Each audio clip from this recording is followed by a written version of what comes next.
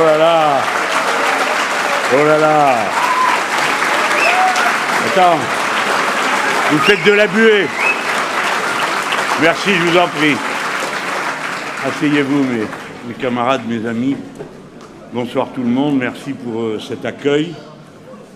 Je pense que j'interprète une analyse commune de notre première semaine. Ça s'est plutôt bien passé. Il est vrai que nous avons été bien servis par la concurrence, qui nous a offert en quelque sorte un deuxième étage pour la fusée qui n'était pas prévu au départ. Donc nous sommes entrés en campagne, je vais vous en dire quelques mots. Je pense arriver à être ce soir plus succinct que d'habitude, car j'ai le sentiment... Salut Raphaël, c'est un vrai bonheur de te voir là. Vous l'avez vu, hein?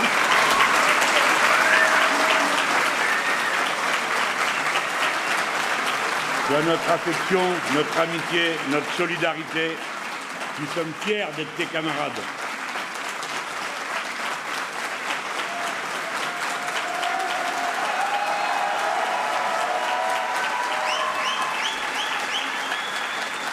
Donc, vous dis-je, évidemment, on se connaît tous assez pour que vous ayez deviné que l'affaire avait été calculée au millimètre dans tous ses aspects, et il fallait déterminer quel jour ce serait.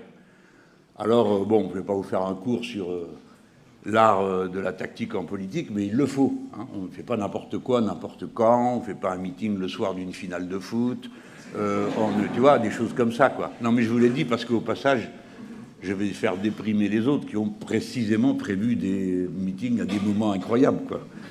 Un peu, bon, déjà, des gens ne sont pas capables de calculer leur propre succès. Comment pourraient-ils se charger de celui des autres en étant à la tête de l'État? C'est pour ça que j'insiste. Donc, nous avons d'abord réussi notre processus interne qui était le plus délicat à mener. Car, comme je vous l'avais dit à nos précédentes réunions, nous étions parfaitement au clair sur un point. Ça n'est pas qui veut être président de la République, qui veut être candidat, et puis commence je ne sais quelle gesticulation, où on fait semblant de mettre tout et tout le monde sur le même plan, car il est clair que ceux qui procèdent de cette manière donnent immédiatement une information à des millions de Français, c'est qu'ils ne sont pas sérieux et qu'ils n'ont pas réellement l'intention de gouverner le pays, parce que c'est pas vrai que n'importe qui, compte tenu du caractère absolument invraisemblable de ces institutions, qui concentrent tant de pouvoir sur une seule personne, serait en état de décider. Regardez comment les Mozart de la finance finissent, et on a une idée du fait que, oui, c'est vrai, il y a nécessité de préparation. Nous sommes une équipe à être préparée, et cette équipe sera plus nombreuse encore à mesure que le temps va passer, puisque d'autres sont montés en première ligne, d'autres se sont affirmés dans les groupes parlementaires. Et donc, de cette façon, nous avons mis au point une méthode qui a été rendue publique dès 2024, juste après l'élection, vous savez, législative. Comme nous menions la bataille pour faire démissionner Macron, qui n'acceptait pas le résultat des élections, on avait défini une méthode pour le cas où, tout d'un coup, revenant à un minimum de sentiment de dignité et de respect pour le peuple français, il viendrait à dire « bon, j'en ai assez ». Et donc, on avait commencé la stratégie qui consistait à faire tomber les gouvernements pour qu'ils s'en aillent, sur la base du fait qu'ils n'étaient pas légitimes, puisqu'ils avaient perdu les élections et qu'ils s'obstinaient. Donc, la méthode a été donnée à ce moment, je le dis pour tous ceux qui ensuite l'ont résumé en disant que je me serais auto-proclamé. Bon, c'est des gens qui... Tout cela, souvent, ne sont pas vraiment des journalistes, c'est des gens qui font des émissions de divertissement. Alors, des fois, ils ont un accent un peu rigolo, alors ça crée un côté, vous voyez, pote, quoi. Mais c'est pas sérieux, parce que tout avait été expliqué. C'était très important pour nous d'agir sur la base d'un extrême consensus interne. Pourquoi? Parce que ce que nous allons subir, vous en avez une idée. Vous avez vu ce qu'on a déjà subi. Alors imaginez-vous que lorsqu'ils vont s'apercevoir que nous faisons partie des gagnants possibles de cette élection, il est probable que ça se déchaîne, et on en a déjà quelques prémices. Donc cette consultation a pu avoir lieu, notre assemblée a pu se tenir en intergroupe, sans que, ce qui fait l'admiration de tout le monde dans une société comme celle dans laquelle nous vivons, personne n'ait dit un mot et que personne n'ait su un seul instant ce que nous étions en train de préparer. Pourquoi? Parce que nous tenons, il y a des règles comme ça qui n'appartiennent qu'à nous. Un, nous voulons être maîtres de nos décisions, parce que nous n'acceptons pas les pressions qui arrivent de l'extérieur à travers des campagnes de presse, de dénigrement, de diffamation de l'un ou de l'autre et d'excitation des uns contre les autres. La seconde, ben vous en connaissez, il y en a comme ça toute une ribambelle de règles. Celle-là est très importante à nos yeux car c'est le fondement de la liberté de l'organisation et de s'organiser comme nous l'entendons. Le modèle d'organisation du Parti socialiste ne fait rêver plus personne, même pas ceux qui sont dedans, car ils voient bien à quoi ça les conduit. Et s'il en est ainsi, voyez-vous, et c'est là qu'il faut aller au fond de notre succès, c'est que ce qui se passe en ce moment, c'est la continuation de la dislocation de la société. La société subit des chocs terribles, sociaux, culturels, idéologiques, des revirements inouïs quand on est dans un pays comme le nôtre et que quelqu'un ose mettre comme chanson le 8 mai, Maréchal, nous voilà. Ce n'est plus une anecdote dans un coin prise en charge par 4 ou 5 illuminés, c'est qu'il se passe des choses en profondeur. Et la France revient à ces questions fondamentales, comme toujours, chaque fois qu'elle entre dans une très grande crise, dont les autres diraient pompeusement c'est une crise d'identité, si vous voulez. C'est pour dire les gens ne savent plus très bien quoi faire et de quel côté aller et comment le faire. Alors oui, on peut appeler ça une crise d'identité, mais c'est une crise politique. Son fondement est social, c'est-à-dire que c'est la dislocation de la société telle qu'elle a été construite en France, pas seulement, mais bien sûr surtout, depuis la libération et la fin de la Deuxième Guerre mondiale, mais en profondeur. La France est construite par et autour de son État. Depuis le début. La France, ça commence par un récit de gens qui ont décidé d'écrire des chroniques des rois, qui à l'époque sont des roitelets barbares de petites bourgades et qui représentent 3 fois rien, mais qui se vivent comme des rois dans les mythes lointains, qui traversaient encore quelques élites de l'Empire romain, c'était en souvenir du passé. Et alors, les moines commencent à écrire la chronique qui est déposée à Saint-Denis. C'est pourquoi Saint-Denis ensuite devenu le lieu des tombeaux des rois de France qui, l'un derrière l'autre, venaient se faire enterrer là. Et qui, d'ailleurs, le moment venu, ont rencontré ce que le peuple en pensait quand il s'est mis à y penser. C'est-à-dire que le peuple est venu et a absolument saccagé toute la basilique pour la transformer en une réserve de pierre. Et il ne faut pas y voir comme les bourgeois le voient, ou les importants. Ils voient le peuple comme une espèce de plèbe furieuse qui, à toute occasion, vient tout démolir et tout piller. C'était la rage quasi millénaire qui s'exprimait là, d'avoir été dominée de quelle façon. Donc la France, c'est un récit et c'est un mode d'organisation. D'autres peuples sont faits organiser différemment de nous. Je ne suis pas en train de dire ceci est la perfection. Mais nous, c'est comme ça qu'on vit. Et puis tous ceux qui arrivent sont intégrés dans le récit national qu'on leur apprend à l'école, la Révolution, les principes, l'égalité. Et voilà, et on est ce peuple, bon, je vous l'ai déjà raconté une fois, où il y a une expression qui n'existe nulle part ailleurs, qui consiste à engueuler les autres en leur disant « Ah, ben si tout le monde faisait comme vous, où est-ce qu'on irait ?» Ce qui signifie que ce qui est bien, c'est ce que tout le monde peut faire. Et si c'est entré jusque dans les habitudes les plus communes, c'est que c'est une culture très profonde des Français. Même si, après, ils ont des comportements qui, eux aussi, veulent dire beaucoup de choses. Prenons un exemple. Il vient une femme avec un voile intégral à la plage. Ça s'est produit à Nice. Aussitôt, tous les gens courent téléphoner aux flics pour les faire venir. Et ils sont très mécontents. Et puis, tout d'un coup, les flics arrivent, et alors là, tout le monde se retourne contre eux en disant « c'est pas vous qui allez nous dire comment nos femmes ont le droit de s'habiller ». Ça, c'est la France. C'est-à-dire, à la fois un culte de l'idée que, bon, on fait pas, il faut que tout le monde puisse le faire, et en même temps, le souci et le respect de la singularité, du droit à être soi-même. Ils sont comme ça. Nous sommes tous comme ça. Vous le savez bien. Réfléchissez en rentrant en vous-même, même si vous êtes très intransigeant. Vous savez comme moi que quand votre intransigeance rencontre le sort de vos enfants ou de vos parents, tout d'un coup, vous l'êtes un peu moins et vous êtes prêt à composer. C'est normal, ça s'appelle la vie, et la protection de la vie et la volonté de la vivre en commun.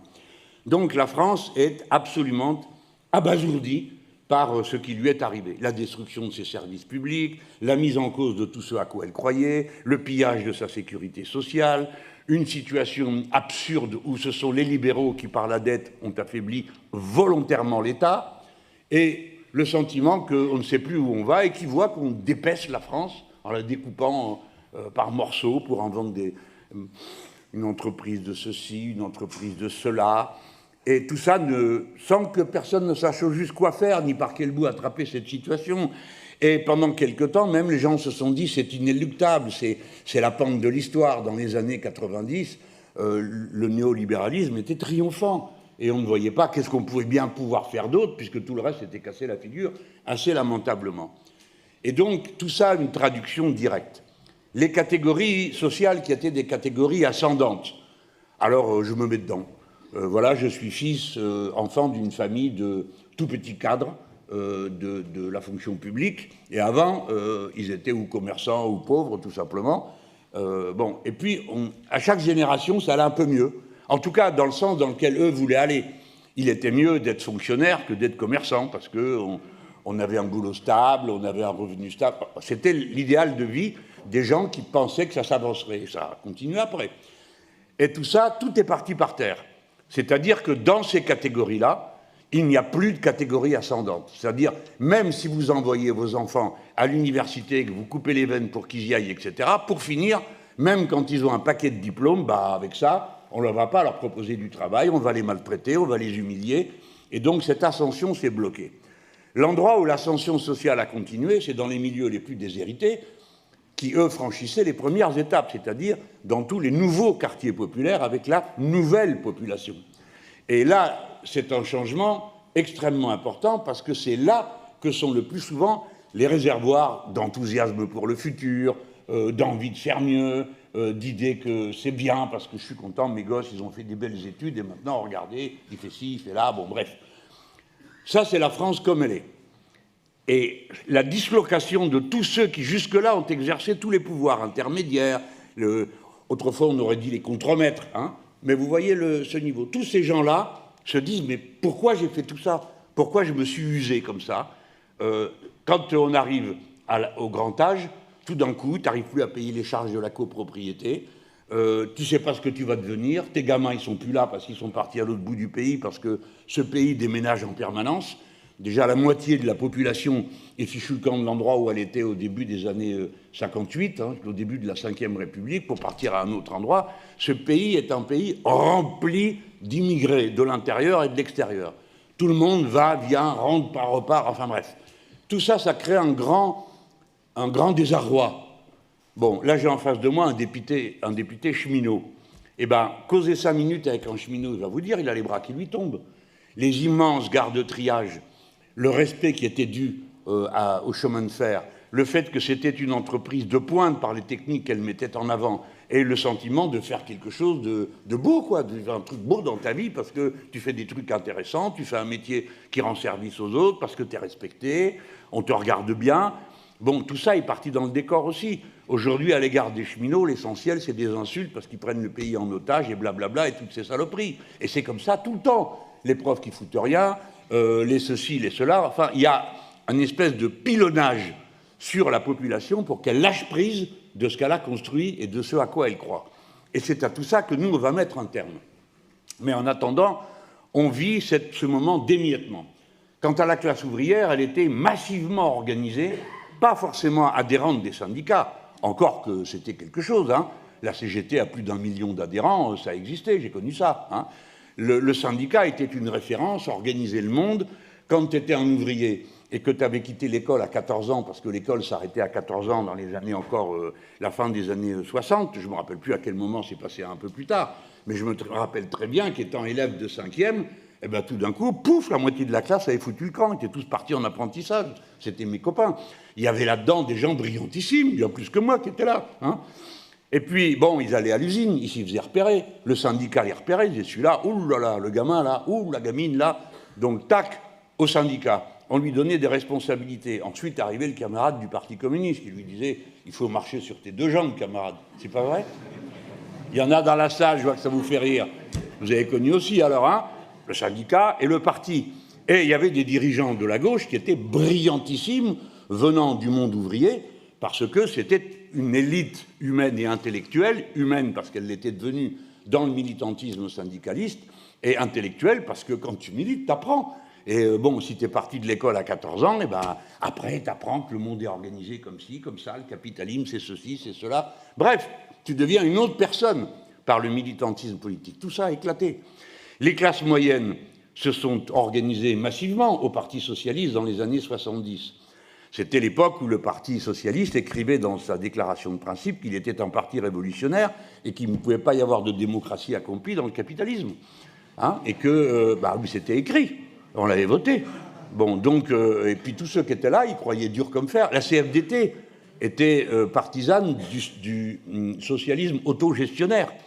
Et on s'engueulait pour savoir si le socialisme devait être autogestionnaire, fédéraliste ou centraliste. Hein. Voilà, c'était des sujets de conversation tout à fait habituels. Tout ça est parti dans le vide.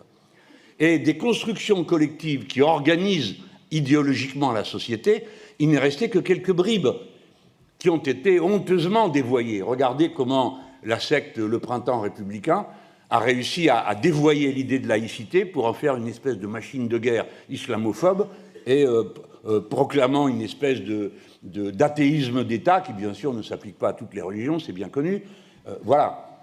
Donc, tout ça a perdu. Et donc, voilà pourquoi la gauche est dans cet état-là. Et puis, à un moment donné, elle rencontre le suffrage universel. Oui ou non, voulez-vous du projet européen comme déroulement? Et les autres, comme d'habitude, c'était un sandwich au pain, d'accord?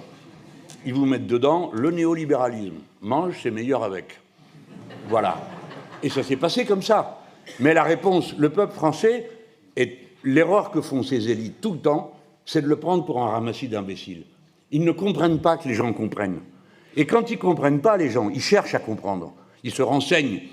Et maintenant, toi-même, tu n'es plus le même qu'avant, tu es plus éduqué. Et tes gosses, encore plus.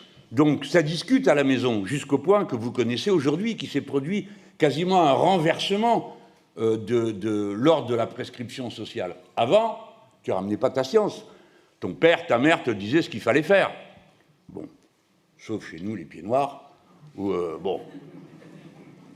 les femmes pensaient que c'était les hommes qui décidaient, et ma grand-mère me demandait comment il fallait voter. Elle était gaulliste et elle votait communiste à chaque élection, sur la base de mes conseils. Et paix à ses cendres, là où elle est. Voilà. Mais ça se passait comme ça, j'étais une exception, il n'y avait pas un autre comme moi dans la barre d'immeuble. Mais la vérité aujourd'hui, c'est pas ça. Vous avez vu comment ça s'est retourné. Par exemple, c'est les filles qui ont convaincu leur père, leurs oncles, leurs grands-pères, sénateurs, de mettre dans la Constitution le droit à l'interruption volontaire de grossesse, parce qu'elles sont allées les voir et les ont harcelés jusqu'à ce qu'ils finissent par comprendre. Et ce sentiment, ce retournement-là, moi, j'ai pas de honte à dire, je suis devenu écologiste sous la pression de ma fille. Parce que moi, j'étais comme tout le monde, hein, béton, électricité, vive le progrès, enfin bref, je voyais ça comme... Non mais, allez, rigolez pas, vous êtes comme moi là-dedans, il y en a plein, bon, pas déconner. Et elle commence à m'expliquer, hein. Et puis, au bout d'un moment, bon, les gens que t'aimes, t'écoutes ce qu'ils te disent, bon, puis, et puis on réfléchit. Eh bien, aujourd'hui, c'est pareil. Et c'est pourquoi les plus jeunes d'entre nous, quand ils viennent me voir et qu'ils me disent « Ah oui, mais je ne peux pas voter cette année », je lui dis « Il fait quoi ton grand-père, ta grand-mère? Vas-y. » Et reviens me voir quand tu auras fini de les convaincre. « Ah ben c'est déjà fait. » Ah bon, ben trouve-en un autre alors. Hein. Vous comprenez? Voilà comment... Ça aussi, c'est une transformation. Une société comme la nôtre a renversé le cours du temps. Autrefois, c'était la tradition qui permettait de s'éduquer et de faire face à la vie. C'est pour ça que la droite a un tel ancrage. Essayez aujourd'hui, donc, chacun savait ce qu'il fallait faire dans la vie. Qu'est-ce qu'on mangeait, qu'est-ce qu'on ne mangeait pas, qu'est-ce que ceci, qu'est-ce que cela. Et maintenant, celui qui a beaucoup vécu et qui s'en tient à ce qu'il a appris, eh ben, ce qu'il a appris ne lui sert à rien. J'ai souvent dit cette comparaison. Essayez de faire fonctionner un téléphone portable avec les méthodes du téléphone filaire. D'ailleurs, là, beaucoup parmi vous ne savent même pas ce qu'est un téléphone filaire, ou ils voient ça au musée ou à la télé dans les vieux films. Bon. Donc, ce renversement-là, j'ai pris quelques exemples comme ça. Je vous ai parlé de la classe ouvrière en tant que composante idéologique d'une société. Mais il faut aussi y voir la classe ouvrière organisée comme elle l'était, c'est-à-dire ayant des statuts communs. Aujourd'hui, vous allez sur un chantier du bâtiment, vous avez 20 à 30 types qui sont là, cavalés sur la chèvre, là, le truc qu'on amène, où on pose la dalle après dalle. Hein, mais avant, tout le monde venait de la même boîte, avait le même statut, tandis que maintenant, personne ne vient de la même boîte, même quand on fait le même travail. C'est-à-dire, si vous êtes en train de poser de la tuyauterie, si vous faites de la plomberie, si vous faites de l'électricité, si vous êtes 2, 3, 4, 5, 6, des fois, là-dedans, il y a 2 boîtes, pas 1, 2. Et donc, en quelque sorte, tous les statuts sociaux vous interdisent de vous reconnaître dans l'autre. Dire, ah bon, on fait pareil, ah, comme il était payé, voilà, ça se discute, bon, bref. Voilà, tout ça a volé en éclats. L'ubérisation a fini le tableau en faisant croire à des gens qu'ils étaient libres et indépendants. Et il y a des gens qui acceptent tout ce que ça leur impose parce qu'ils se sentent libres, plus libres comme ça, même quand ils galèrent. Donc ça devient aussi plus compliqué pour nous, pour critiquer un certain nombre de choses qui sont autour de nous et faire changer le statut. Donc la société s'est émiettée. Et donc, ces représentations politiques se sont émiettées d'eux-mêmes. Et au moment où il aurait fallu présenter des perspectives de rassemblement, c'est là que s'est divisée le plus profondément toute cette masse populaire. C'est le référendum de 2005. Massivement, les ouvriers, les travailleurs, les gens, comme il disait, d'en bas à l'époque, votent non. Et tout le reste de la société, les élites sociales, les élites intellectuelles, etc., disent oui. Et là, c'est un divorce qui va faire exploser toute la société. Alors, c'est lent, hein. Les gens, ils font un petit remettez-y. Bon, alors on a voté non, vous avez dit que c'était oui. Bon, alors le coup d'après, toc, on vote pour un à droite qui a l'air un peu plus nerveux que le précédent, parce qu'il a l'air de vouloir se bouger, c'était Sarko. Catastrophe. Alors le suivant, il dit qu'il est normal et que son ennemi, c'est la finance. Allez, on essaye. Mais on ne peut pas se foutre des gens tout le temps, hein, à toutes les élections. Et nous sommes, nous les insoumis, les enfants politiques de ce désastre. Dans plein de pays, ce désastre n'a rien donné. Soit que les gens aient été trompés moins violemment, soit que certaines structures sociales ont duré plus longtemps qu'ailleurs, mais en France, si. Et puis c'est la France, c'est-à-dire un pays qui, en 2 siècles, fait 5 républiques, 2 dynasties, 4 révolutions et 2 empires. Voilà, c'est nous. Donc ce pays a toujours été comme ça. Il faut qu'il aille au bout d'un truc pour se décider enfin à faire quelque chose. Et ça vous donne 1958, qui est le début de l'ancienne France, si j'ose dire, par rapport à la nouvelle. Les gens qui ont voté en 1958 étaient nés en 1937, parce qu'il fallait avoir 21 ans pour voter à l'époque. Et maintenant, de ceux qui ont voté à ce moment-là, il reste 1% de la population. Tous les autres sont nés après, et ont donc été formés dans un autre cadre idéologique, intellectuel, que ceux qui étaient à l'époque. Ils ont vécu dans un pays qui avait de nouvelles institutions donnant un pouvoir considérable à son président pour rompre avec le colonialisme tel qu'il était pratiqué à l'époque. C'est la fin de l'Algérie française, de l'Algérie indépendante, libérée par son peuple, et ça, c'est 13 départements français, il faut quand même se rendre compte. Cette secousse est telle, parce que personne ne savait plus quoi faire, marche avant, marche arrière. Les socialistes avaient dit « Ah ben nous, on va arrêter tout ça, ça sert à rien ». Résultat, ils arrivent et ils envoient les conscrits en Algérie faire la guerre. Donc déjà, pour ce qui était de la roublardise et du mensonge, ils avaient quelques médailles. Hein. Donc, nous sommes les héritiers de ça. Et maintenant, il s'agit de se présenter devant le peuple français et de lui proposer une autre perspective. Mais pour ça, que voulez-vous? Il fallait d'abord que soit usé jusqu'au bout leur discours. Il fallait que tout le monde ait compris qu'il n'y a pas d'avenir dans la compétition des gens les uns contre les autres. Il n'y a pas d'avenir à traiter tout comme une entreprise, comme ils disaient tous, avec leur air bouffi de certitude. L'école doit être gérée comme une entreprise, l'hôpital doit être géré comme une entreprise. Et ça vous donne à la sortie le paiement à l'acte, je ne sais pas si vous savez ce que c'est, mais ça veut dire que tout est jugé d'après la rentabilité en matière de santé. Résultat, vous accouchez, on vous met dehors le lendemain pour que quelqu'un d'autre vienne. Pas pour accoucher, parce qu'on accouche de moins en moins. Mais vous connaissez tout ça, on l'a vu pendant toute la période Covid. J'ai vu de mes yeux, qu'on m'a raconté l'histoire de quelqu'un qui était allé dans une clinique privée parce qu'il n'y avait plus de place nulle part, et quand il est arrivé à l'hôpital, il avait un paplard qui était accroché après lui, où il était marqué dessus de quoi il souffrait, que la clinique ne voulait pas traiter parce que ça coûtait trop d'argent. Et quand le gars est arrivé à l'hôpital l'a pris, bien sûr. Mais les gens me disaient « Ouais, mais ça ne va pas améliorer nos rendements ». M'a dit un copain, donc c'est pas une brute, je sais pas quoi, il me dit nous, ça on va le faire parce qu'on est des êtres humains, mais voilà ce que ça veut dire. Bref, c'est ce pays-là que nous rencontrons dans cette élection. Il est à bout de nerfs. Et donc, là-dedans, pour nous, il était clair depuis le départ que ça ne pouvait pas être, on ne pouvait pas présenter une candidature sans se dire que les gens se demanderaient si la personne en question est ou non en état de comprendre ce qui se passe, d'avoir une préparation idéologique, politique, etc. C'est comme ça qu'on a raisonné entre nous. On ne s'est pas demandé qui fera la tête la plus sympa sur l'affiche, ou qui... Au début, oui, on a parlé comme ça. Et puis vite, on est arrivé à la conclusion, on prend l'affaire par le mauvais bout. Comment on a fait pour nous-mêmes? On a choisi à chaque fois la personne dont on avait le sentiment qu'elle était la mieux adaptée pour faire ce qu'il y avait à faire. Président de groupe, président d'ILB, tout ce que vous connaissez, coordinateur du mouvement. Et c'est comme ça qu'on est arrivé à la conclusion qu'il fallait que j'y retourne. J'ai beaucoup hésité, vous le savez, parce que ça se voyait dans ma manière de me comporter. Mais moi, quand on me présente une tâche avec des arguments rationnels, ça me va. Je dis oui ou non. Mais là, c'est des arguments rationnels. Donc le problème, ce n'est pas si je suis sympa, ce n'est pas ça le sujet. Il faut maintenant que le pays comprenne que nous savons où nous voulons aller, par quel passage on va le faire, avec quel programme. C'est pourquoi je pense que la comédie qui a entouré la première semaine, avec ce qui s'est passé dans les autres partis de gauche, quel que soit le résultat à la fin de tous ces micmacs, les disqualifie dans ce rôle-là. Vous ne pouvez pas faire confiance pour diriger un pays qui va au-devant de ceux dont je vais parler maintenant, des événements immenses qui vont arriver, avec des gens qui ne sont même pas foutus d'organiser une discussion entre eux.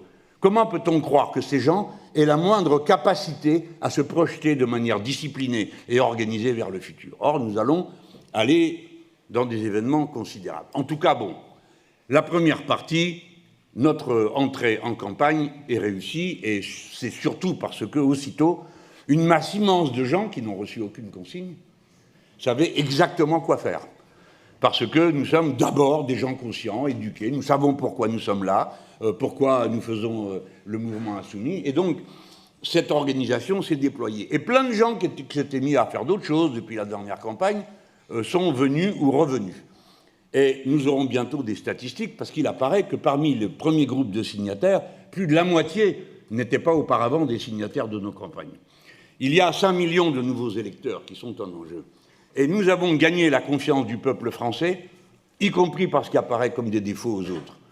Parce qu'ils nous ont vus harceler, pilonner, sans arrêt, diffamer, insulter les femmes de notre organisation, traiter plus bactères. Et ils ont vu qu'on n'a pas lâché. Personne n'a lâché. Personne n'a reculé d'un mètre. Et quand il y a eu un événement aussi tragique que celui de Lyon, eh bien nous avons tenu bon. Parce que nous avions l'intime conviction que n'existait pas chez nous la volonté de tuer. Et nous avons très rapidement bénéficié du fait que les articles de presse ont montré que c'était un complot et un traquenard qui avait été monté par Némésis. Mais les gens se disent, à cela, ils sont capables de tenir bon quand il pleut, hein, des pierres. Eh bien, ça n'avait pas l'air d'être de la politique. On aurait pu penser que la politique était ailleurs, dans les faits eux-mêmes. Non, elle était dans la manière dont tout le monde se comportait à ce moment-là. Et je pense que cet exemple, on a gagné dans cette séquence politique plus de 3 ou 4 000 adhérents à l'organisation. Les gens l'ont immédiatement interprété. Vous avez tous le souvenir de la campagne municipale. Vous m'avez tous dit la même chose. Ça n'avait pas l'air d'une campagne municipale. Il venait des paquets de gens dans les réunions de tous les côtés. Alors bien sûr, il y a l'aspect local, mais il y avait autre chose. Et c'est ça le fond de l'affaire. Cette autre chose, c'est que les gens savent qu'on s'approche de l'élection présidentielle et qu'ils veulent régler la situation. Ils veulent à tout prix se sortir de l'impasse dans laquelle ils sont enfermés. Et c'est ça qui nous porte à l'heure actuelle. Et c'est pour ça que ça nous porte si fort, si haut, parce que nous incarnons le mouvement insoumis, quelque chose qui est en résonance absolue avec le pays.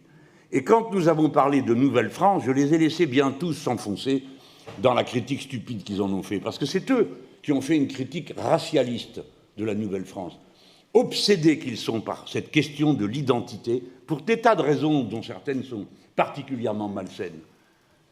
Et ils n'ont pas compris que nous parlons, oui, c'est vrai, d'un nouveau peuple français, parce qu'une génération remplace l'autre, les pauvres. Et par conséquent, tout le monde... Vous avez vu cette femme qui me dit, tiens, vous parlez de renouvellement, vous êtes encore là, ben vous aussi. Non mais... Moi, je vous l'aurais dit, j'ai aucune immunité, hein, contre Madame Coudray qui était là. Mais moi, je viens peut-être là pour la 4e fois, mais elle pour la 3e. Donc, la dernière fois, c'était déjà elle qui m'interviewait. Donc, tout ça ne va pas bien loin. Et les gens le comprennent assez facilement. Et aller dire dans un pays où la majorité des électeurs ont plus de 50 ans ou de 60 ans qu'il y a un âge à partir duquel les gens passent directement à la broyeuse, ça ne peut pas marcher. Et d'ailleurs, personne n'en a envie. Vous verrez. Alors, voilà comment cette affaire s'est mise en place. Nous sommes portés. Et bien sûr, comme ces rencontres que nous faisons ici pour le moment politique sont toujours un moment qui prépare ce que nous faisons. Donc je vous redis, nous faisons une campagne présidentielle d'abord comme un exercice d'éducation politique populaire de masse. Quel que soit le résultat, vous serez plus fort à la sortie si le travail est fait comme ça. Parce qu'il y a quelque chose qui est inéluctable. C'est le moment où la société va se bloquer tout entière. Parce que, comme vous le savez, j'ai dit les 3 causes pour lesquelles il y avait gravité de situation. Et je pense que j'ai été entendu. À l'instant, je n'ai pas donné de chiffres, mais vous avez vu que nous avons atteint 260 000 signatures de parrainage. Alors,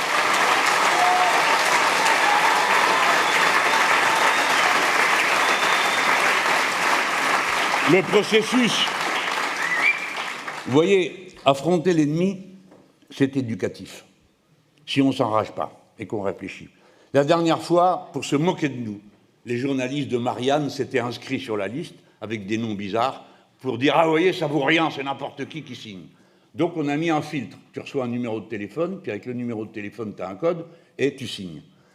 Et ce filtre fait que nous savons que c'est bien 260 000 personnes différentes qui sont là.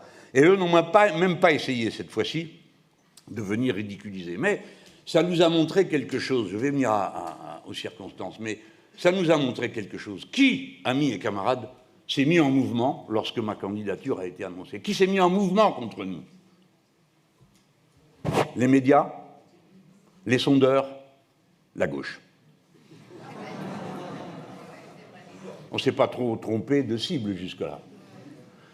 C'est très important de comprendre ça, parce que, après le Rassemblement national, qui commence à comprendre qu'il pourrait y avoir un problème pour eux bientôt, s'est mis aussi en mouvement. Mais les autres de droite, c'est une des conséquences de la situation, je vous ai dit, tout ce qui est au milieu, le centre, est pulvérisé. Le centre, ça contient, depuis les partis de gauche qui veulent être au centre, c'est ce qu'a dit François Hollande, quand il est passé à la télé, il a dit « il faut gagner sur le centre ». Voilà, bon, très bien. Bon voyage. Va.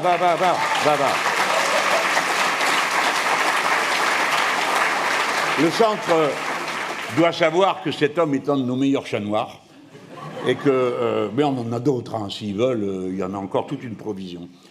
Donc, ce centre, qui est l'expression de ces catégories sociales moyennes, est aussi explosé qu'elles. Et c'est eux qui cherchent à constituer un bloc qui puisse rivaliser avec, d'une part, le Rassemblement national, qui a déjà à moitié avalé la droite, et de l'autre côté, avec nous. Voilà le tableau. Mais on n'a pas perdu de vue qui s'est affronté à nous, à ce moment-là, avec les méthodes qu'on leur a toujours vu faire. Si bien que maintenant, le tableau que vous voyez, c'est une forêt de points d'interrogation, avec une candidature tous les 2 jours, et 2 pôles stables, chouïa stables. Les insoumis, boum, carré, et de l'autre côté, les fachos. Des hordes multiples et diverses, des qui courent dans la rue pour tabasser les gens, des plus fachos que d'autres, bon, mais quand même organisés autour du Rassemblement national, mais pas seulement. Et nous. Donc nous, on a une responsabilité particulière. Ce qui s'est passé à gauche, c'était pas prévu. Mais ce qui était prévu, c'est que dès que l'histoire s'accélérerait, eh bien, les tensions seraient terribles et tout volerait en éclats. C'est pas pour rien qu'on dit, vous savez, l'entrée dans l'eau. Le bateau rentre dans l'eau, si ça se passe bien, mais ça pousse la flotte. Alors, ce qui est solide, ça flotte, et c'est même des fois un peu propulsé en avant. Et puis, ce qui n'est pas solide, pouf, ça part un petit bout. Devinez qui c'est. Voilà. Alors là, ça pourrait nous faire sourire, mais il y a un inconvénient, camarades. C'est que vous avez là une force politique qui passe tout son temps à nous taper dessus. Ils ne font que ça. Et qui sait qui est le plus anti-mélanchoniste et le plus anti-LFI, etc. Nous, ça nous fait rigoler quand on les voit. C'est une armée de bras cassés pareil, ne peut pas nous impressionner, fût-ce une seconde. Mais il y a un coup à cette affaire. C'est qu'ils s'ajoutent aux autres pour nous taper dessus.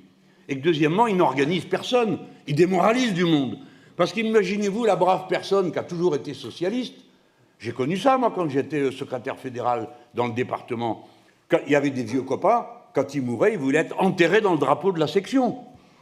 Ben ouais, c'est comme ça. On vivait comme ça avant. Eux, en tout cas, ils ont vécu comme ça. Eh ben, tous ces gens-là, on leur dit tous les jours qu'on est des antisémites, des violents, des barbares, ils ne se rappellent plus pourquoi, ni pourquoi il y a une dispute, ni à quel sujet. Mais ça les déprime. Mais alors comment ça se fait qu'il y a tous ces gens, tous ces jeunes, ils sont là-bas, avec eux et pas avec nous, et puis nous, on a l'air de rien. Alors ça déprime, ça dégoûte. Nous, il ne faut pas qu'on se réjouisse de ça. Évidemment, on n'y peut rien, donc on ne va quand même pas aller organiser le PS, hein. Bon, c'est pas possible. Non, mais je veux dire, avec un machin tordu, vous ne faites pas un machin droit. Hein. Voilà, donc c'est tordu, c'est foutu. J'ai vu un truc, vous savez que j'ai été socialiste, j'étais stupéfait. Ils ont des organes de direction, comme tout le monde. Et en plus, ils ont un truc qui s'appelle la conférence des Théos. La conférence des Théos, c'est la conférence des textes d'orientation. Voilà un parti qui se comporte comme s'il était lui-même une fédération de partis, ce qu'il est d'ailleurs. Mais le pire, c'est que c'est une fédération de partis pas d'accord entre eux, avec certains segments complètement collés à la droite et d'autres qui ne savent plus ce qu'il faut faire. Donc nous avons un problème. Il ne faut donc pas relâcher l'effort, quoi qu'il nous en coûte, qui consiste tout le temps à tendre la main et à inventer des cadres qui permettent à tout le monde d'agir et de remobiliser. Nous avons besoin que le maximum de gens comprennent que c'est le moment ou jamais, cette fois-ci, qu'on en a la possibilité. Alors évidemment, avec le PS, tout est très compliqué et même, pour parler franchement, quasi impossible à régler. Parce qu'ils ne sont que haine. Et surtout, ils ont franchi un stade où ils deviennent dangereux. Pas seulement parce qu'ils dégoûtent tout le monde, mais parce qu'ils ont un vocabulaire qui les fait changer de camp. Quand on passe son temps à dire « Mélenchon est le pire pour le deuxième tour », auquel, en aucun cas, ils n'arriveront jamais. Ça veut dire que déjà, ils préparent la campagne du deuxième tour contre nous. C'est ça que ça veut dire. Et chaque fois qu'ils ouvrent la bouche, c'est pour dire ça. Et pour croire des sondages qui sont une fumisterie de première grandeur, où je suis l'homme le plus détesté, peut-être, mais la question n'ayant jamais été posée, il est difficile de citer une réponse. C'est une invention. Qui est-ce qui a le plus d'opinions défavorables? Ben, c'est pas moi non plus. Et qui est-ce qui rassemble le plus de gens de gauche? Ben, c'est moi. Par conséquent, tout ça est une pitrerie destinée à nuire, à rendre les idées confuses, à faire douter du fait que oui, il y a un point d'appui. Ça s'appelle le mouvement insoumis. Que c'est une organisation de combat avec des milliers de gens très différents, très différents. Là, il y a tout là-dedans, des anarchistes, des cocos, des riens, des caribes, des qui partent. Bon, bref, vous nous connaissez, c'est vous. Alors donc, vous êtes bien placé pour savoir de qui je parle. Voilà. Et ils deviennent dangereux parce qu'ils font ce travail. Et là, j'ai lu dans le Canard enchaîné qu'ils se sont engueulés avec les Verts. Et parce qu'ils ont commencé à dire, oui, alors les autres, les Verts, leur disent, mais il y en a marre de votre congrès permanent. Vous l'avez prévenu, hein, bon, faites ce que vous voulez, c'est votre vie, hein, c'est pas la nôtre. Et alors, ça ne peut pas se passer comme ça, blablabla, paraît-il, hein, moi, ce que j'ai lu dans le Canard, hein, je ne sais pas si c'est vrai. Et puis, de l'autre côté, Laurence Rossignol, qui était l'égérie de SOS Racisme autrefois, que j'ai bien connu, on militait dans le même truc, qui s'appelait la gauche socialiste, dit « Ah, mais ça, c'est pas possible, vos histoires, parce que LFI n'est plus de gauche. » En fait, LFI n'est pas de gauche. Alors, on peut et on doit ricaner, parce que ce n'est pas cette personne qui va décider qui est de gauche. Hein. On ne voit pas pourquoi ça serait elle. Mais ce qui est important de comprendre, c'est qu'ils répandent un poison terrible. On en est donc là. Comme quand ils avaient voté ce texte pour dire que le problème avec les insoumis, c'était moi. C'était la première fois qu'on voyait une chose pareille, un dirigeant d'un autre mouvement désigné nominalement comme la personne qu'il fallait éliminer. Bon. Donc ça, c'est dangereux. Et on ne peut pas s'en réjouir. Pour autant, on ne doit pas baisser les bras. Les communistes entrent en congrès. Les Verts vont devoir discuter de ce qu'ils font. S'il n'y a pas de primaire, il n'y a plus de primaire. Eh bien, il faut qu'on leur tende la main. C'est ce qu'on a fait. Alors, vous pouvez avoir 10 000 raisons d'avoir sur l'estomac un certain nombre de choses. Et croyez-moi, je ne suis pas le dernier. Mais on ne fait pas un combat politique de cette ampleur uniquement avec des ressentiments et des carnets de notes. On le fait en réfléchissant aux forces sociales qui peuvent se mettre en mouvement. Nous avons besoin des 10 à 15 000 militants qui sont insoumis ou communistes et qui sont dans les syndicats, mais qui ne bougent pas pour ne pas briser le syndicat vu qu'ils ne sont pas d'accord entre eux. Et je les comprends, je comprends leur attitude.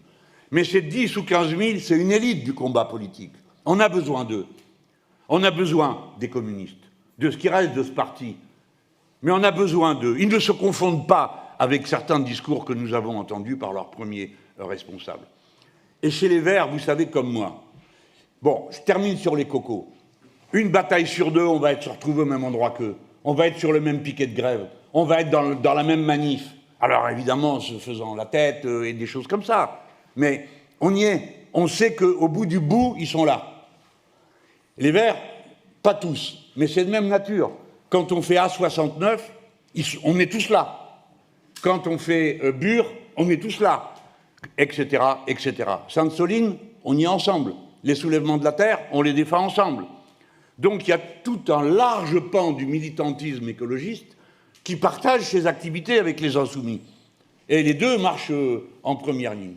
Cette force-là politique, c'est ça le bloc de la rupture. Ceux qui veulent tourner la page du marché, du capitalisme, qui domine tout et tout le monde. C'est eux qui sont les porteurs de l'idée de la planification écologique, etc.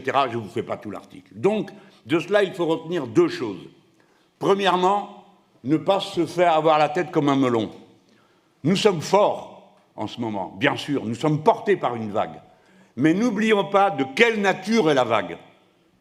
Cette nature est sociale, elle est écologiste. Ce n'est pas de l'affection pour moi, pour le programme, pour vous. C'est un mouvement social, au sens le plus profond que nous incarnons. Et nous sommes en train de réussir l'objectif qu'on s'était donné. Non pas de construire un parti révolutionnaire, un de plus, mais de construire et d'aider à la formation d'un peuple révolutionnaire. Et qu'est-ce que c'est révolutionner? Eh bien, c'est changer les institutions politiques, la Sixième République. C'est changer la nature de l'organisation de l'économie. C'est la planification écologique, c'est les pôles publics, le pôle public bancaire du médicament, etc., etc. C'est donc de l'institutionnel, de l'économique et du social, et du culturel.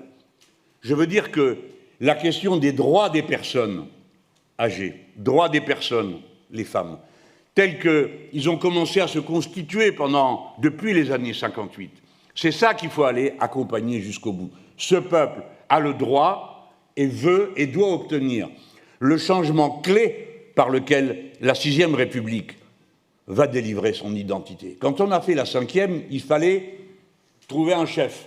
Il fallait quelqu'un qui ait la légitimité, quitte à passer en force, mais il l'a toujours fait à travers des plébiscites et des référendums, de régler le problème que posait la décolonisation, de régler le problème de l'exode rural en faisant partir des milliers de gens parce qu'on en avait besoin pour les usines.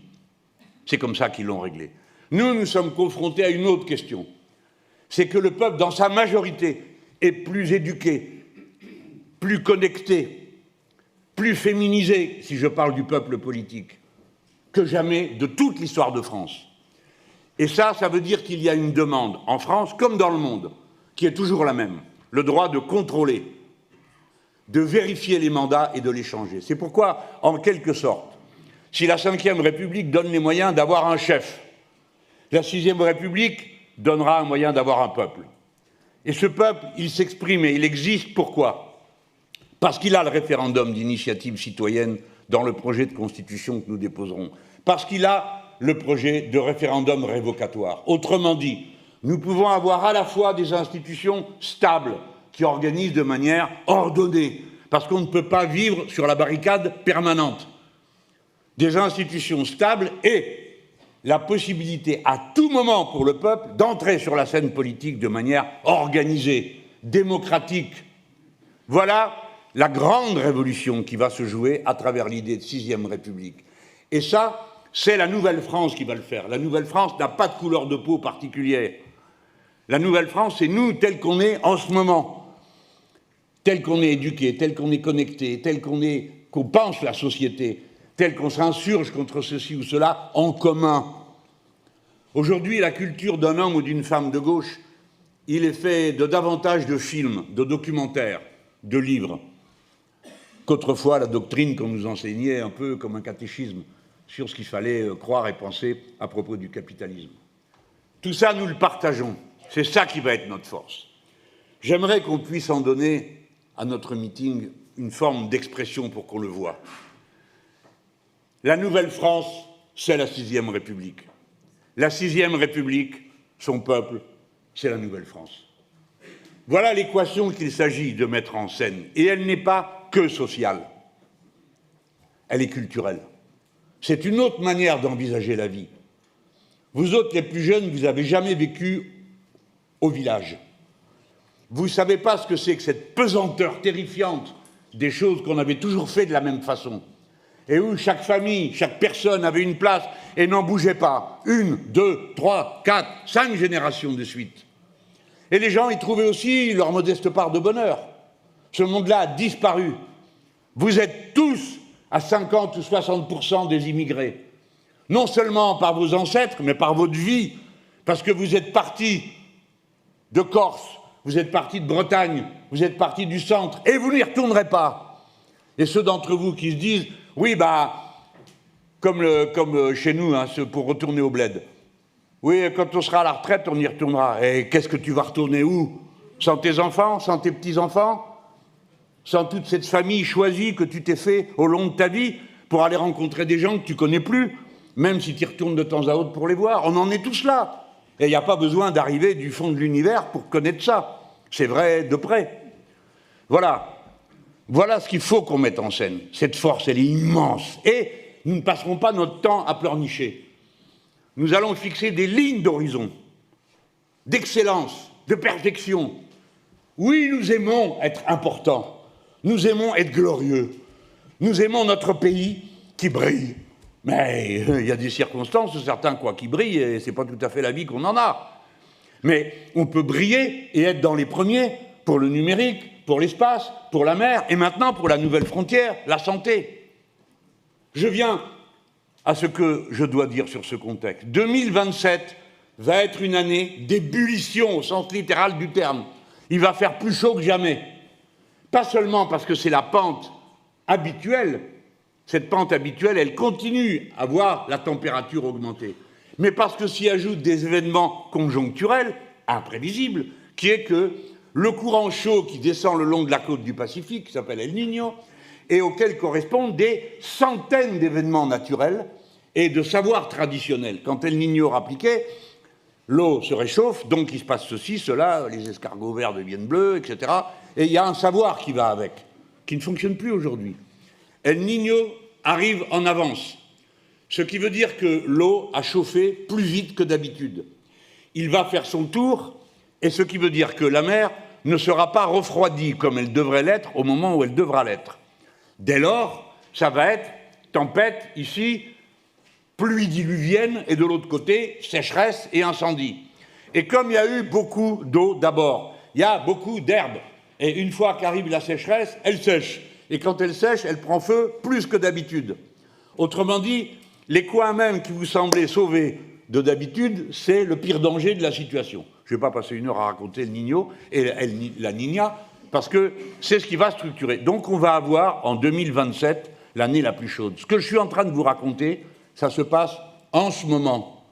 Et comme il y a un temps de latence pendant lequel les effets s'accumulent, de la chaleur, de tout ça, en ce moment c'est en train de se préparer. Et que font-ils pendant ce temps-là?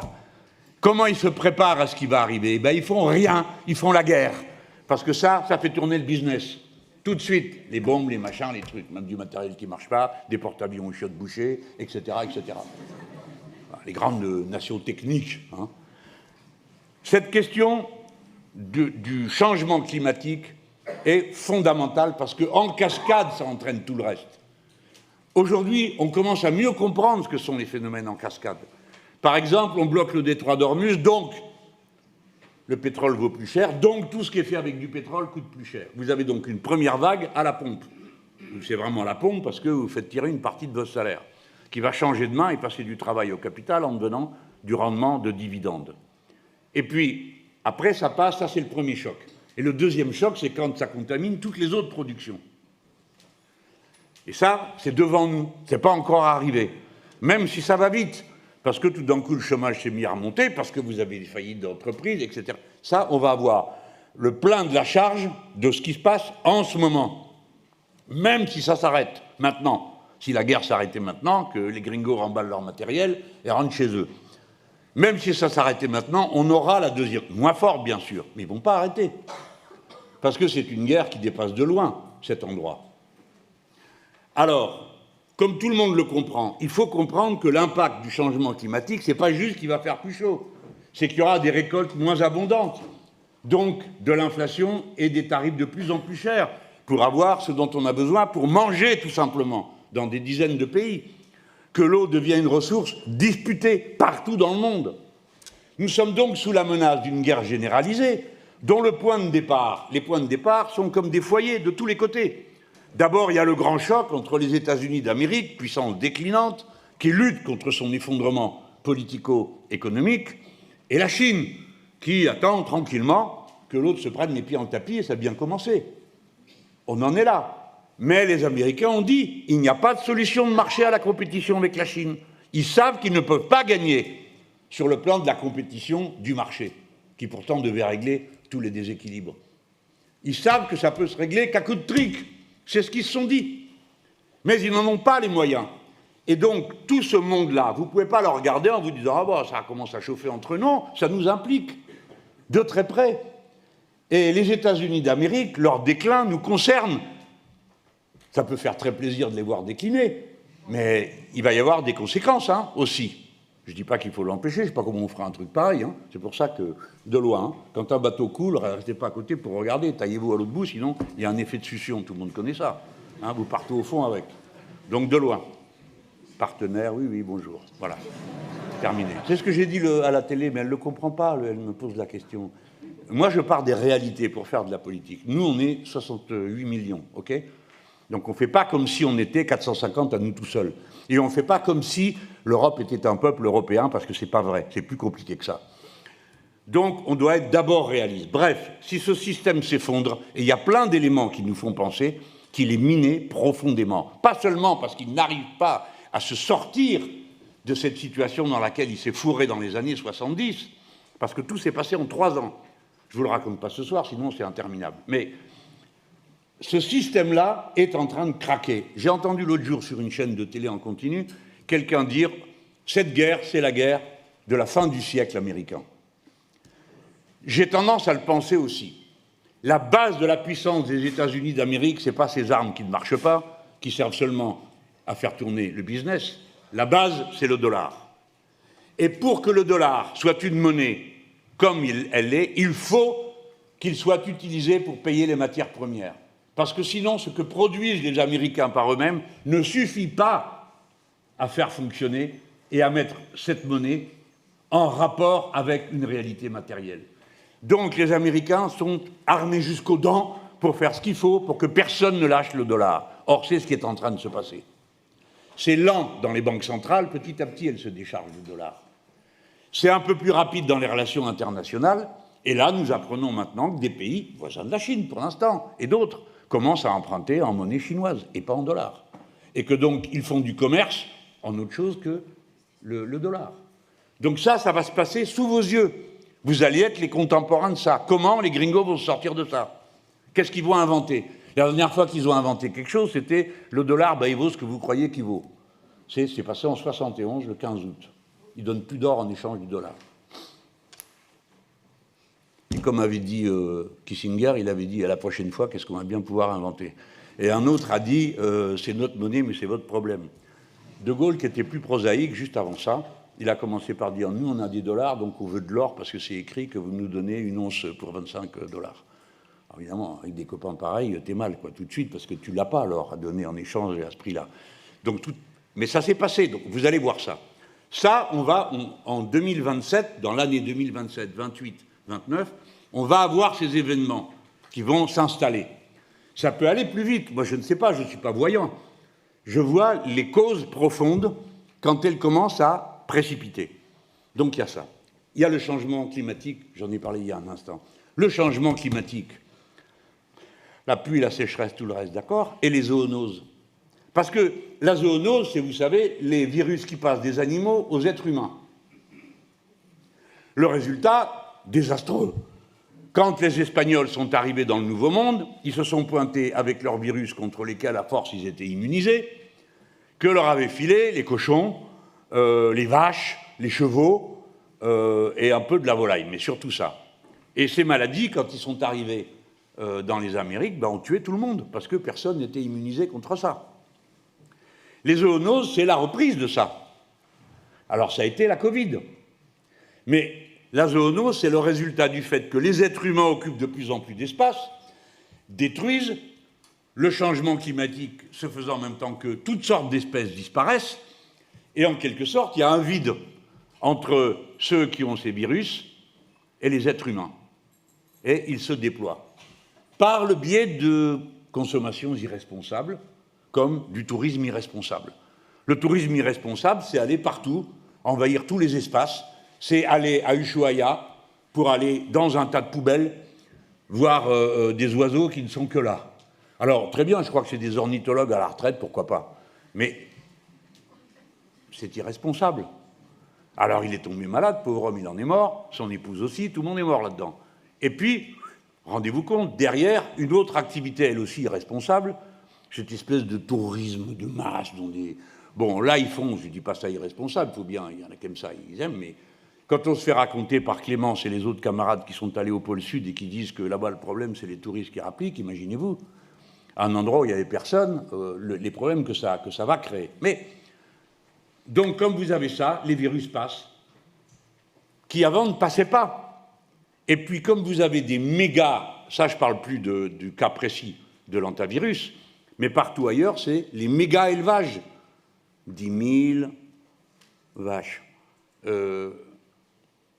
000 cochons, des millions de volailles. Je vous signale qu'on en est à la 5e épidémie. À chaque fois, on tue dans ce pays environ 20 millions de volailles. Le virus, il a déjà muté. D'accord ? Et il s'est rendu transmissible aux êtres humains. C'est pas faute d'avoir dit que ça finirait par arriver. Je veux dire, je ne suis pas un scientifique, mais il n'y a pas besoin d'être très malin pour comprendre ça.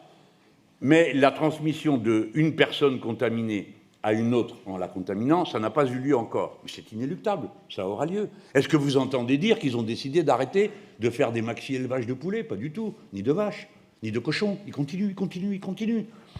Et vous avez des tas de gens qui se font embarquer là-dedans, de bonne foi. Le paysan, ici, là, il ne reste plus que 400 000 en France. Alors on leur dit, ah, c'est ça qu'il faut faire, vous allez voir, c'est formidable, vous allez vous enrichir. Mais le résultat, ça donnera ça. C'est-à-dire des contaminations de plus en plus fréquentes.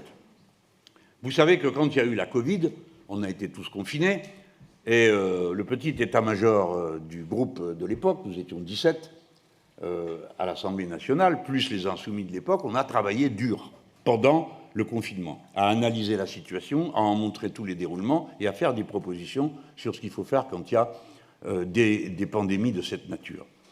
Vous pouvez consulter ça, moi, on l'a remis sur mon blog, moi j'en ai fait un petit bouquin qui s'appelle L'engrenage et qui montre comment toutes ces choses se tiennent, comment une crise qui est apparemment, on dit ah ben c'est la maladie, vous avez oublié, mais pendant la Covid, une fois il y en a un qui avait dit bravement en me regardant, la Covid, ça n'a rien à voir avec le capitalisme.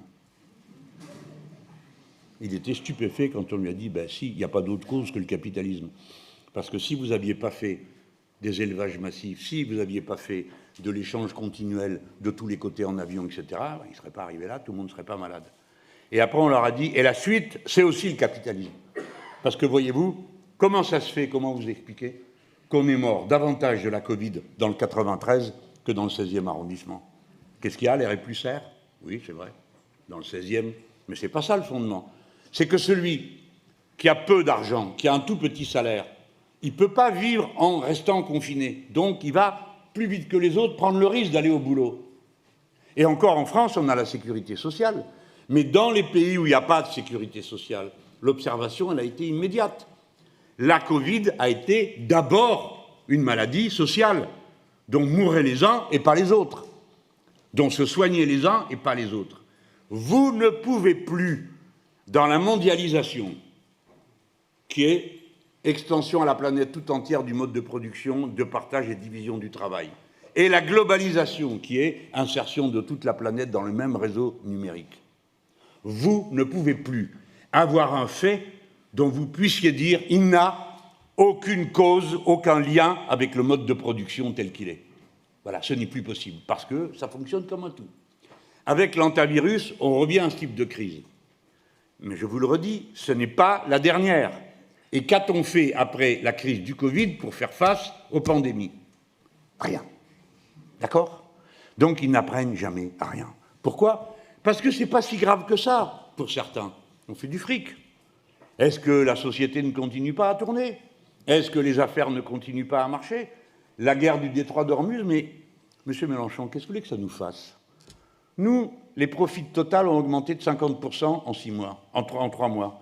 Et Aramco, c'est la boîte qui relie les gringos avec les Saoudiens. Leurs profits ont augmenté de 25%, ils se sont pris je ne sais pas combien de missiles là-bas, et pour un peu, ils se faisaient détruire leurs usines de dessalement, mais les affaires continuent à tourner. Il y a donc une contradiction entre le mode d'organisation de la production par le capitalisme et les circonstances particulières dans lesquelles nous évoluons. C'est la raison pour laquelle il faut impérativement rectifier le tir.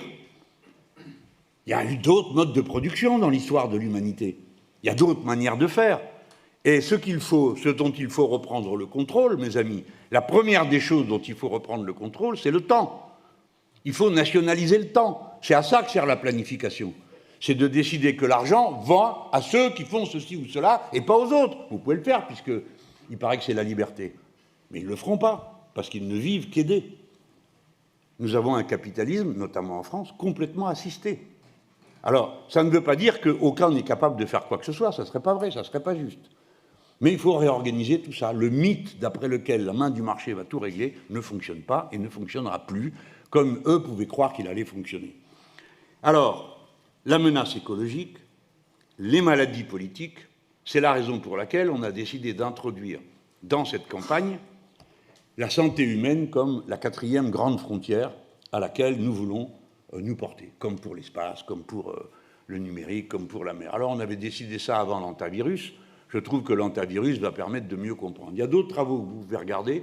Je vous ai mentionné la brochure L'Engrenage, mais Mathilde Panot avait organisé une commission d'enquête populaire et elle avait fait plus de 150 auditions pour se faire décrire dans le détail ce qui s'était passé avec la Covid et quelles solutions on pouvait avoir. Ce sont donc des documents de base pour préparer comment on s'y prendrait en cas de pandémie, hein, par quel bout on attraperait les problèmes, comment on essaierait de faire, etc.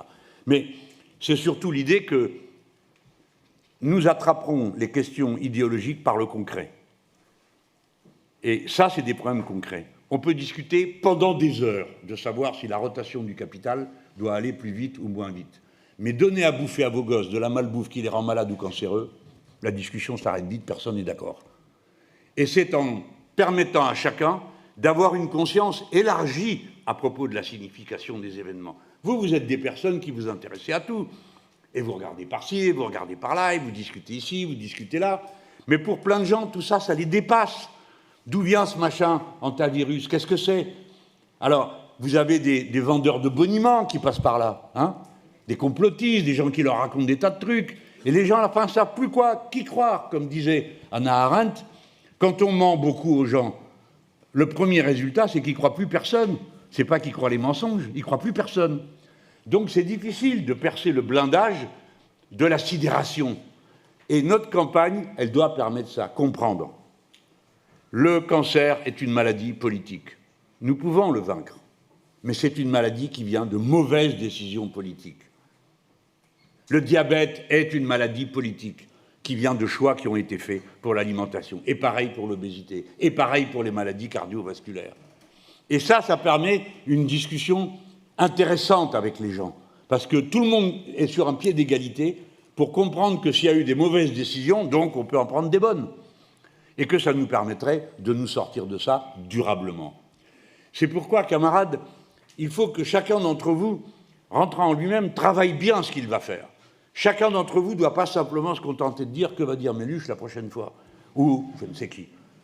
Chacun d'entre nous a une campagne présidentielle à mener, avec sa liste de gens à convaincre et aller chercher des arguments. C'est la raison pour laquelle cette campagne va être plus que jamais une campagne d'équipe. D'abord parce qu'avec 71 parlementaires à l'Assemblée nationale, plus 9 au Parlement européen, déjà on a des référents sur des dizaines de sujets.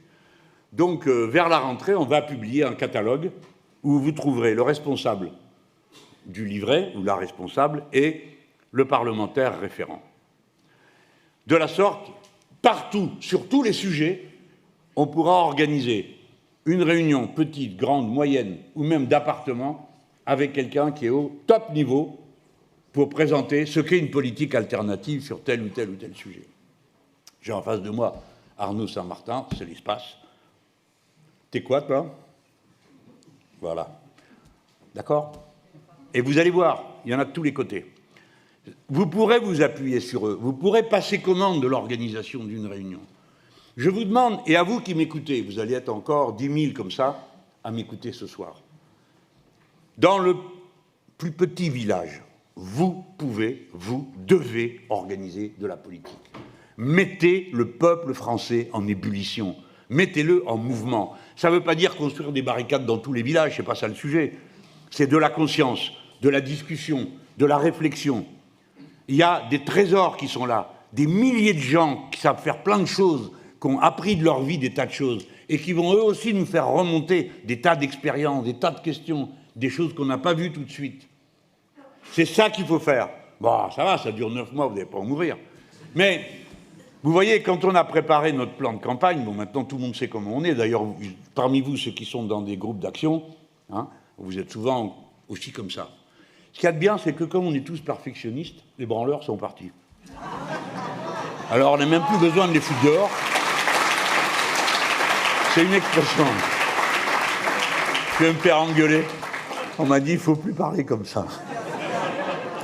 Je dois inspirer une sorte de respect que j'espère que vous me portez sans avoir besoin de changer de vocabulaire. Mais de temps à autre, je fais un peu... Parce que là, vous êtes tous comme ça, là, vous me regardez. Je dis, allez, une petite blague, là, ça met un peu d'huile dans le rouage, quoi. Hein. Bon, voilà. Et ça, ce travail, il faut l'organiser méthodiquement, partout. Et c'est ce qui me fait dire, quand je regarde les autres, et je me dis, mettons... Comme vous êtes une Française, un Français, voilà, vous avez votre truc dans la vie, vous avez des convictions, hein, ou pas de convictions, vous dites ça dépend, moi, c'est le personnage qui m'intéresse ou pas, tout ça. Et puis vous les regardez. Et moi je me dis, mais comment ils peuvent avoir le culot de dire ah ben comme on n'a rien organisé, que tout foire, bon, on se retrouve à la rentrée. Ils font ce qu'ils veulent, hein. Ils l'ont dit. Ils vont se retrouver à la rentrée pour discuter de savoir comment ils vont créer un projet et avoir une équipe et blablabla. Vous comptez faire ça quand? Parce que nous, on travaille toute l'année pour arriver à ce résultat. D'accord? D'avoir des documents prêts. Vous comptez faire ça comment? Vous avez déjà peut-être des projets qui sont déjà écrits par McKinsey et d'autres comme ça? C'est ça votre truc? Hein? Parce que alors là, on est certain que ça n'a plus rien à voir avec la gauche. Et même François Hollande, il avait d'abord dit on pourrait voir ça en février ou mars. Encore un effort, ils vont rater l'élection. Ils ne sont même pas là. Ouais, mais franchement, c'est pas sérieux, non? Moi, je viens de vous raconter, je viens de vous décrire un état de la situation et du monde. Bon, c'est pas rien. On va attendre comme ça combien de temps que leurs seigneuries veulent bien nous révéler quelles sont leurs trouvailles, leurs slogans creux et leurs mensonges habituels? Tout ça ne peut pas se faire. Et c'est pour ça que je dis aux autres, quand Manuel Bompard a fait la proposition de nouvelle alliance populaire, c'est toujours on se casse la tête pour essayer de trouver un nom, à dire ceux qui veulent, allez, venez. Si vos chefs ne veulent pas, tant pis pour eux. Mais nous, on est prêts à faire équipe avec tous ceux qui veulent venir, militer avec nous pour préparer cette campagne. Alors Bompard m'a dit, oublie pas de leur dire qu'il y aura des ministres écologistes et communistes dans notre gouvernement. Ça aide. Ben non, ça aide à dire on traite... Vous savez, on gagne toujours à traiter les autres avec respect. Parce que nous, on leur a permis à chacun d'avoir un groupe. En 2012, oui, ben, on a vu après qu'il y a intérêt à prendre des garanties sur le respect de la parole donnée, parce que je vous ai dit tout à l'heure qu'ils deviennent dangereux, mais ils savent très bien où ils vont. Hollande l'a dit, vers le centre où il va vers la droite, et la droite où elle va. Voilà. Mais bien sûr, qu'est-ce que vous croyez que c'est d'autres?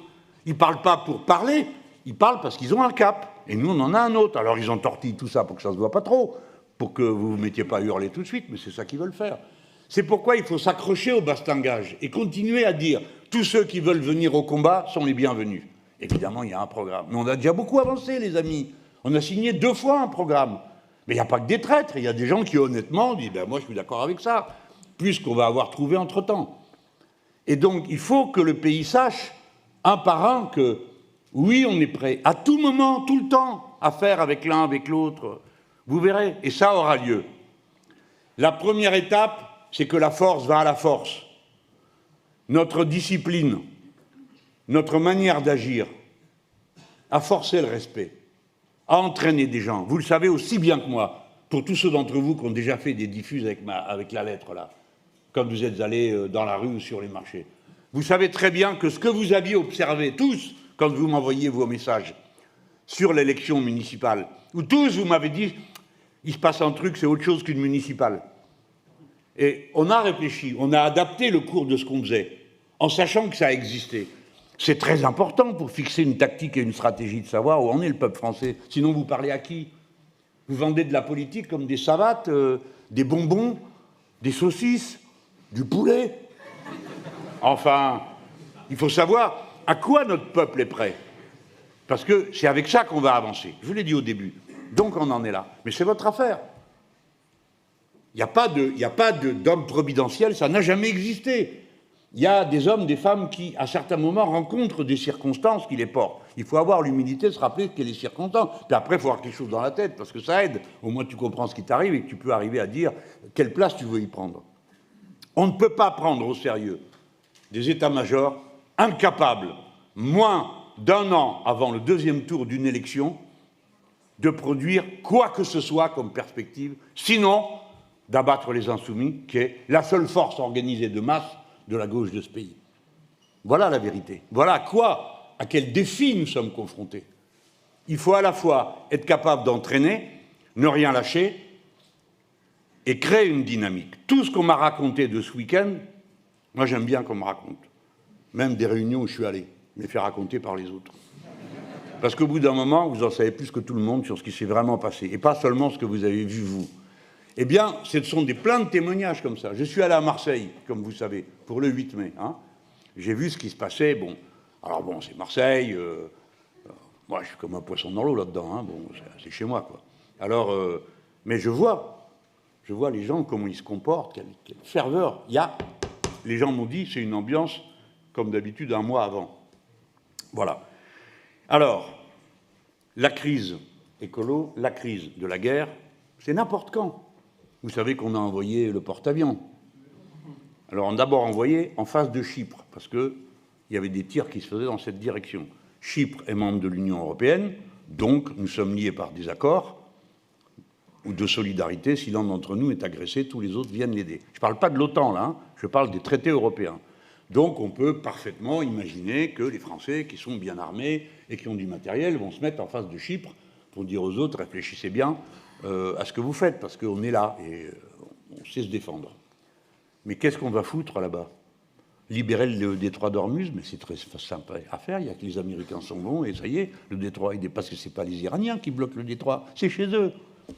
Ils ne se bloquent pas eux-mêmes, ils bloquent les autres, ils sont bloqués par les autres. Il ne faut jamais oublier ça. Et alors évidemment, il y a peu de partisans du régime des mollahs dans cette salle, je le sais bien. Mais ce n'est pas le sujet. La vie internationale, elle se fait à travers des États-nations avec des gouvernements. Si vous ne parlez et vous faites la guerre qu'à ceux qui vous plaisent et aux autres vous leur faites la guerre, vous êtes en guerre contre le monde entier. Parce qu'il y a 115 conflits dans le monde pour des histoires de frontières. OK ? Alors moi j'admire ceux qui me parlent de haut en étant des ignorants comme c'est pas possible, pour me dire que, par exemple, là j'ai vu sur la Chine, Madame Tondelier a des idées. Bon, pourquoi pas ? Alors, la première idée, ça consiste à dire ce que dit Mélenchon est inacceptable. Et ensuite, elle dit il faut qu'on discute. Ben, c'est précisément ce que je dis. Et alors, vous savez, ils ne peuvent pas s'en empêcher. C'est comme certaines bêtes, vous savez, les ânes. Vous avez lu Daudet, La mule du pape. D'accord ? Elle garde son truc, là, comme ça, elle ronchonne. Et puis un jour, tac, un coup de sabot. Bon. Alors, voilà qu'ils interrogent Le Drian. Le journaliste de France Info, lui, marche au plafond. Alors... il dit, Mélenchon a dit Taïwan, c'est la Chine. En se disant, Le Drian va faire 2 sauts périlleux arrière et s'effondrer. On appelle le SAMU, quelle horreur, la parole de Mélenchon, tout le monde. Pas du tout. Le Drian, il dit, bah oui. l'autre, qui est un ignorant. Il ne sait pas ce qu'il y a un accord, il ne sait pas ce qu'il y a un traité, il ne sait pas qu'on a reconnu la Chine avant tout le monde, il ne sait pas qu'il n'y a qu'une seule Chine pour des tas de gens, c'est-à-dire pour tout le monde, puisque c'est comme ça qu'ils sont à l'ONU. Et Le Drian, il faut quand même qu'il donne un petit coup de patte, tu vois. T'as vu comment il a fait? Il dit « Oh, ils n'ont pas attendu Mélenchon pour le savoir. » C'est pas beau, ça? Que ce soit dans un sens ou dans l'autre, pour me donner raison ou me donner tort, mais de toute façon, c'est de ma faute. Mais personnellement, je m'en fous. Hein. Ça m'est complètement égal. Tout ce qui compte, c'est que l'ancien ministre des Affaires étrangères confirme ce que je dis. Et ce que je dis, c'est qu'il n'y a qu'une Chine. Peut-être que ça peut déplaire à qui vous voulez. Vous ne pouvez ne pas aimer le régime. Mais encore une fois, je rappelle que c'est peut-être pas le seul que vous n'aimez pas. Et on ne peut pas faire une politique étrangère de la France sur la base de je ne sais quelle préférence politique. D'accord? Donc, le porte-avions, il est là-bas. Au moindre problème, on est dans l'obligation de répliquer. Vous avez envie de répliquer? Non. Et ainsi de suite. Être passé par le canal de Suez, c'était déjà prendre un risque. Je ne sais pas si vous avez vu ce que c'est. Hein. Donc, vous passez dans le canal, alors bon, c'est entouré d'un tas de matériel et tout ça, mais c'est risqué. Et surtout après, quand vous arrivez dans la mer Rouge, là, ça devient un peu plus risqué. Bon, on est sorti de tout ça, il n'y a pas eu d'histoire, tant mieux, on est content. Mais maintenant, nous voilà un peu plus bas. Alors là, on est carrément sur le passage des missiles. Donc, nous sommes en danger. Mais, admettons, pour quoi faire? Comment se fait-il que personne ne nous dise ce que nous sommes en train de faire? Nous sommes là pour faire quoi et avec qui? Libérer le détroit d'Ormuz? Comment? Avec qui on va faire ça? Contre qui? Pourquoi engueule-t-il l'Iran en disant c'est votre obstination? Pardon, ils sont agressés. Je comprends qu'ils soient obstinés à se défendre. Nous, on ferait pareil. Hein. On minerait la Manche jusqu'au bout. Tiens, ça va encore faire quelques beaux titres. Hein. Mais quand un pays se défend, il utilise tous les moyens de sa défense. Voilà, mes camarades. Donc, cette campagne, on sent bien son cadre et son contour. On sait que, par rapport aux difficultés qui vont surgir, on a des réponses. On n'arrive pas comme des gamins, comme ça, à pas savoir. Mais disons franchement qu'il y a des obstacles. Je vais en énumérer un ou deux, et je ne serai pas trop long. Maintenant, nous voici en campagne sur les 500 signatures. Il faut trouver 500 signatures de maires ou de personnes qualifiées pour ça, pour signer. C'est encore de l'argent, encore de la fatigue. Vous devez tous vous y mettre. Mais vous voyez bien que c'est un système absurde. Il a été inventé pour empêcher les candidatures fantaisistes. La première fois, il y avait 100. Il fallait 100 signatures. Là-dessus, à la première élection, arrive Marcel Barbu, qui pleurait à la télé. Donc De Gaulle était fou de rage de voir son élection guignolisée par ce brave homme, mais qui quand même n'était pas tout à fait à sa place.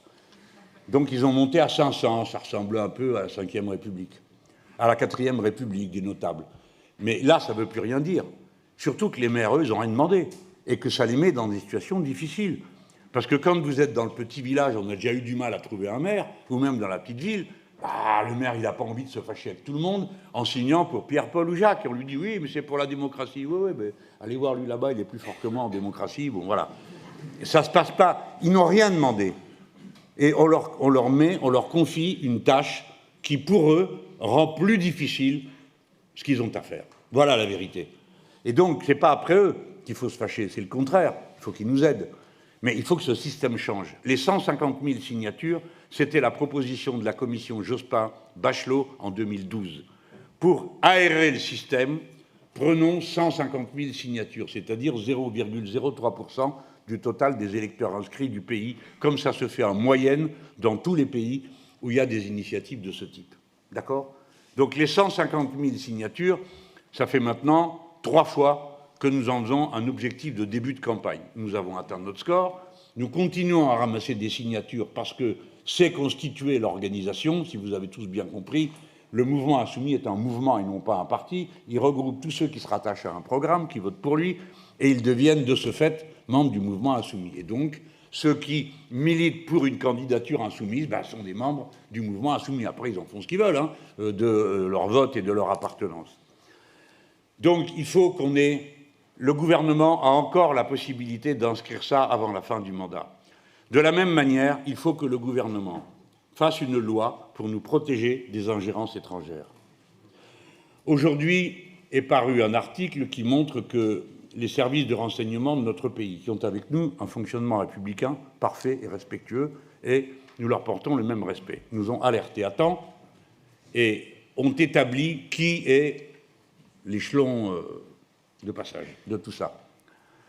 Donc nous demandons au gouvernement de présenter une loi qui nous permette de nous défendre, car nous sommes victimes d'à peu près toutes les diableries.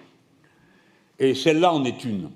Elle a visé Delogu, elle a visé Chikirou, elle a visé François Picmal, elle a visé David Guiraud, c'est-à-dire des milliers de messages envoyés qui traînent dans la boue, mentent, racontent des histoires, accusent de crimes qui ne sont pas commis. Et comme la presse, écrite notamment, est fondamentalement mauvaise et indigne, des journaux comme Libé ou Le Monde relaient tout ce qui se dit sur les insoumis, du moment que ce sont des vacheries, des méchancetés, des horreurs.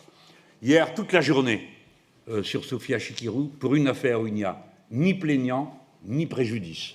Il faut le faire, hein, toute la journée. Une affaire qui attendait depuis 8 ans, qui a été redéclenchée, juste pour le mois de janvier, alors que tout était interrompu depuis 5 ans. Je prends cet exemple, mais c'est pour montrer comment on est pris en tenaille, parce qu'il y a toujours des gens qui croient ça. Hein.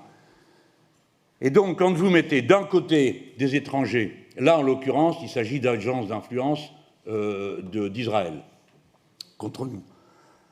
Mais ça peut être d'autres. Hein. Pour nous, c'est tout du pareil au même, hein, ceux qui nous tapent dessus. Mais bon, on nous a dit ça, et MAGA, c'est-à-dire les Trumpistes. Hein. Apparemment, on n'intéresse pas les Russes. Pourtant, nous accueillons des opposants de gauche, mais bon, tant mieux, hein, on ne court pas après. Les Émirats arabes unis, je ne sais pas pourquoi, qu'est-ce qu'on leur a fait à ceux-là? Alors, ils montent des complots contre nous, ils payent des articles, ils affichent en bas de chez moi, pour que... c'est un message sicilien, tu vois, on appelle ça comme ça. Hein. Tu nous as vu, Mélenchon? Ben, on t'a vu aussi. Bon, voilà, ok. Merci, bonjour tout le monde. Donc, il faut que nous soyons protégés. Et si nous le sommes, nous, tous les autres le seront. C'est ça qui est important. Nous demandons une loi qui permette de combattre les ingérences étrangères et de réparer leurs dégâts. Nous demandons une loi pour qu'on ne soit pas prisonnier de 500 signatures. Imaginez-vous que par un hasard bien organisé, nous n'ayons pas 500 signatures. Et que le candidat que vous avez devant vous, le vôtre, qui a déjà recueilli 2 fois plus de 7 millions de voix, ne puisse pas se représenter à une élection où 2 ou 3 partis zombies seraient présents parce que ce sont des morts vivants, mais plus nombreux que les vivants. Je dis les choses assez crûment pour que tout le monde entende. La démocratie française est assez mal en point, il ne faut pas y rajouter. Et il faut une campagne d'inscription sur les listes électorales, parce qu'on en est à 5 ou 6 millions de mal inscrits dans ce pays. Je dis bien le chiffre qu'il faut. Voilà. Nous redoutons une campagne sale, parce qu'elle a déjà commencé sale. Avec Ipsos, le roi se fout le doigt dans l'œil jusqu'au coude. Celui-là, il s'est trompé en me mettant à 8, 4 mois avant l'élection, j'ai fait 22. Et 1 an avant, comme c'est là, il s'est trompé de 14 points sur le résultat final. Plus bête, tu meurs. Et alors on dit 70% des Français pensent que Mélenchon est un handicap. C'est normal, ils ne sont pas de mon avis. Donc dans les 70% qui n'existent pas, vous mettez dedans tous ceux de droite qui, évidemment, ils ne vont pas dire qu'ils m'apprécient, hein, et puis l'extrême droite, ça commence à faire du monde, et une partie de la gauche. Mais dans des quantités tellement dérisoires qu'on pourrait leur faire dire exactement le contraire. Et comme ça, je ne vais pas être plus long, il y en a, c'est continuel. Mais nous, on s'en fout, hein, je veux dire, vous, moi, on dit, ouais, on connaît tout ça, mais il y a plein de gens qui disent, ah, quand même. Puis on leur répète du matin au soir que je suis agressif, je suis le type le plus sympa du quartier. Demandez aux gens, ils vous le diront. Alors, et puis vous avez maintenant un nouveau système qui a été inventé par le journal Le Monde, le journal des références, non, de référence, pardon. Et bon, alors eux, ils inventent des citations. J'aurais dit, faites mieux sans moi. Alors là, c'est pas possible. Je me connais, je suis trop prudent. Hein. Bon, Et ils ont mis ça dans le journal. On dit, écoutez, vous foutez de nous. Ils donnent un nombre de membres de notre coordination nationale. Ils se trompent. Ah, ils ont mis un rectificatif dans un recoin en ligne. Mais ceux qui ont payé, je ne sais pas combien ça vaut maintenant, 4 euros, non, ou 1 ou 5, je ne me rappelle plus. Pourtant, je l'achète de temps à autre, je suis bien obligé. Je suis vraiment obligé. Puis ça fait plaisir à mon type, la boutique en bas. On s'aime bien tous les deux. Alors, je l'achète. Ils payent pour apprendre des bêtises. Et là, aujourd'hui, c'est pareil. Ils ont résumé toute la discussion que vous avez peut-être regardée, vous savez, sur LCI, hein, sur la Chine, en une phrase. Si la Chine envahit Taïwan, on ne s'en mêlera pas. Non, c'est un peu plus nuancé ce que je raconte. Mais c'est marqué, il y a un gars qui est payé pour faire ce genre de truc. Donc, nous n'avons rien à attendre d'eux. Il y en a comme ça 2, 3 journaux. Alors, que le Figaro raconte des trucs de droite, bon, ils sont de droite, c'est normal. Tu payes, tu achètes ton journal, ça tape tout ce qu'il y a de gauche et tout ça. Bon, bah, t'as qu'à pas être de droite, hein, ou t'as qu'à être de droite, si tu veux vraiment savourer. Après, il y en a d'autres, mais ces journaux, qui sont les journaux du centre, hein, c'est-à-dire qui sont là pour domestiquer les catégories intermédiaires, pour leur faire croire qu'elles appartiennent aux très importants, aux très puissants, qui pensent les choses avec intelligence et profondeur. Ces journaux, on les a sur le dos toute l'année, sur tous les sujets, continuellement. Quant à moi, vous avez maintenant la collection la plus inépuisable de mes amygdales dont on peut disposer. J'ai vu l'arrivée nouvelle au club de M. Bardella, qui a chanté la Marseillaise. Alors, au moment de Aux armes, elle rigole, elle. Elle, c'est une spécialiste de l'Inde dans notre truc, c'est Charlotte. En Inde aussi, ils montent les gens à la bouche ouverte? Oui, ben partout. C'est comme ça partout. Et vous savez pourquoi? Non, franchement, ça commence à être long, donc il faut que je termine, mais je vous la raconte quand même. Parce que dans la mythologie grecque, le masque qui correspond à la personne qui a le mauvais message à porter, il a la bouche grande ouverte. Pourquoi? Parce qu'il est le point de passage entre ce monde et les enfers. D'accord? Le monde de l'intérieur et le monde de l'extérieur, qui est un truc assez banal dans toutes les mythologies. Et donc, c'est de là que vient la bouche ouverte. Alors, alors la bouche ouverte, je m'y fais. Les cheveux mal peignés, j'ai du mal. Mais j'imagine que Jaurès aussi, qui est toujours représenté qu'une broussaille sur la tête, devait pas très bien le vivre non plus. Alors, ça fait partie de notre truc, notre condition. Donc, je vous le présente d'une manière plaisante, parce qu'il faut quand même que vous sachiez que, vous le savez comme moi, c'est les moments les plus durs d'une campagne. C'est quand vous êtes attaqué, non pas pour ce que vous dites, mais pour des propos qu'on vous attribue et qui ne sont pas vrais. Quand on fait de vous une description qui ne correspond à rien, quand on vous attribue des positions qui ne sont pas les vôtres. Et maintenant, nous sommes entrés dans ce type de période. Donc, dans la durée, ce que nous devrons créer dans ce pays, c'est ce qui existe dans plusieurs autres pays, c'est ce qu'on appelle une autorité électorale. C'est-à-dire que ce n'est plus le ministre de l'Intérieur qui fait ce qu'il veut, comme il veut, quand il veut, mais une autorité avec des gens qui sont là, installés pour contrôler la régularité des élections, la convocation des électeurs, le matériel électoral, etc., etc., et veiller à la protection de la démocratie en France. On créera ça le moment venu. Alors, bon, les monopoles, enfin, vous le savez, se sont mobilisés.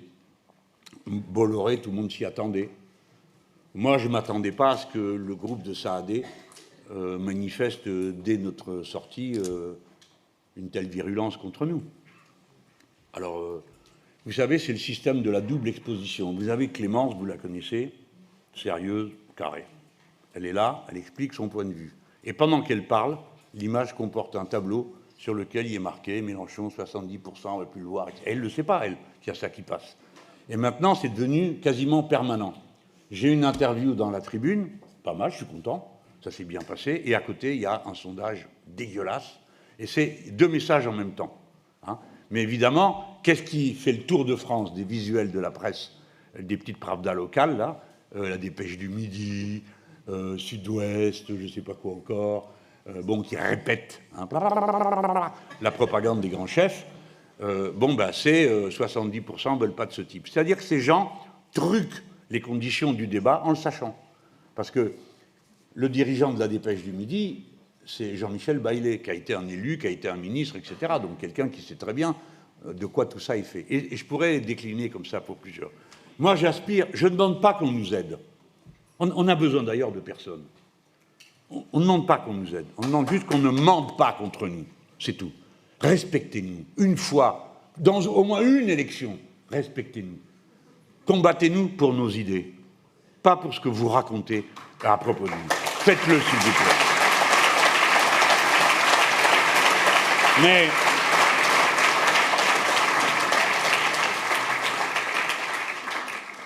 moi, mes camarades, nous avons une culture de militants.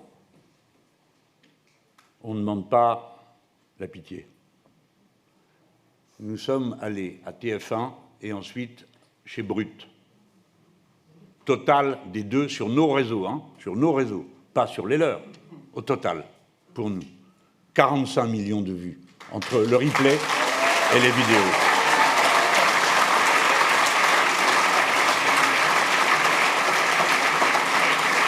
Jusqu'à présent, cette force a été entièrement tournée pour valoriser ce que nous avons à dire.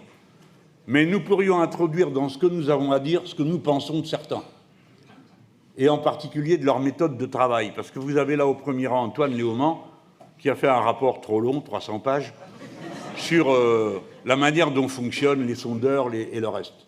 Vous voyez, nous, on est capable de dire quel sondeur peut prendre des résultats bruts dans lesquels, dans son résultat brut, tellement ça marche bien, son truc, le Rassemblement national est à 46%. Vous comprenez? Quand ils ramassent les opinions des gens qu'ils ont mis dans leur panel, le RN fait 46%. Ben, c'est un drôle de panel qu'ils ont, hein. Faut trouver un résultat pareil. On est capable de dire qui c'est, et on est capable comme ça. Jusqu'à présent, nous avons toujours refusé d'entrer dans ce couloir. Mais là, c'est l'élection présidentielle. Ça engage l'avenir du pays et le nôtre aussi. On ne se laissera pas faire. Ils doivent se le dire.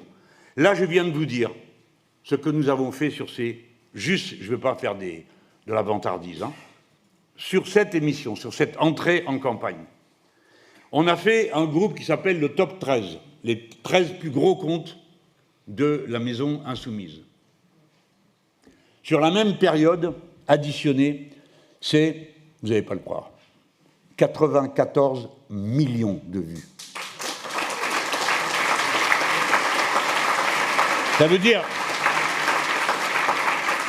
que le système insoumis est capable de se déployer en dépit de toutes les adversités. Bien sûr, on peut dire que c'est toujours les mêmes. Probablement que c'est des gens qui sont à l'intérieur de la sphère.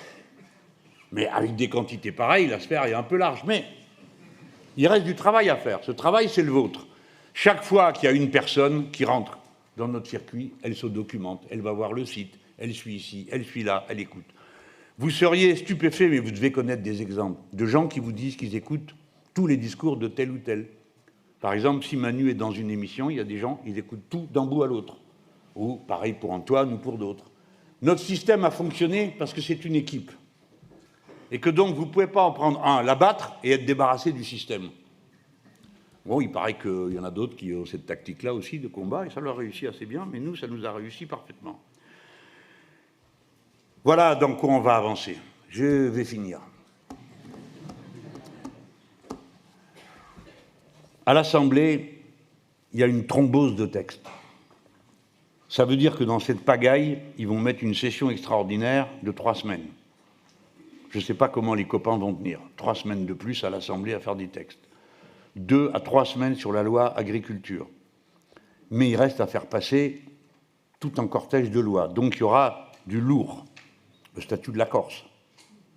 Si je vous parle du statut de la Corse, c'est pour vous dire que dans la liste que je vous ai donnée tout à l'heure, climat, économie, etc., il faut rajouter une case. Le statut de la Corse, le statut de la Kanaky, Nouvelle-Calédonie. Quand nous allons arriver à la direction du pays, nous aurons 2 situations explosives. Parce que tout ça a été géré tellement mal que les gens les plus bienveillants se retrouvent dans des situations absolument incroyables. Et quasiment acculés à aller là où ils ne veulent pas aller, dans le domaine du rapport de force. Nous serons donc immédiatement confrontés à la nécessité d'organiser autrement la France. Parce que, à la Calédonie Kanaky, à la Corse, va s'ajouter naturellement d'autres territoires qui veulent reconsidérer comment ils sont organisés. Et les apprentis sorciers qui dirigent ce pays font tout et n'importe quoi. Alors ils ont trouvé un accord, paraît-il, là-bas. Je l'ai dit au Kanak, avec le FLN, à qui on est bien liés. Hein. J'aurais dit, écoutez, vous avez un problème, c'est le territoire, nous on en a un autre, c'est la France. Où et quand le peuple français a-t-il voté qu'il est d'accord pour intégrer dans son pays un autre pays qui a sa propre monnaie, son siège à l'ONU? Quand on a décidé ça? Qu'on devenait un État fédéral? Peut-être qu'il faut le faire, mais on pourra au moins en parler, non? On va pas nous dire, ah voilà, on a fait ci, on a fait là, allez hop, levez la main. Pas question. Alors, là, le dialogue est très intense entre nous et le FLN, le FLNKS, avec qui les relations sont très bonnes et tout, et ils comprennent notre point de vue. Et pareil avec la Corse, puisque nous avons dit que nous étions partisans, pour la Corse, de l'application de l'article 74 de la Constitution, qui fixe, par exemple, le statut de la Polynésie française. Parce que ça existe, au moins, dans la Constitution, mais ce n'est pas ce que demandent tout à fait les Corses. Mais nous avons des grands sujets sur ça. Macron voulait faire une loi de différenciation. Là. Tout de suite dit, jamais on votera un truc pareil. La loi, elle est une et indivisible dans ce pays.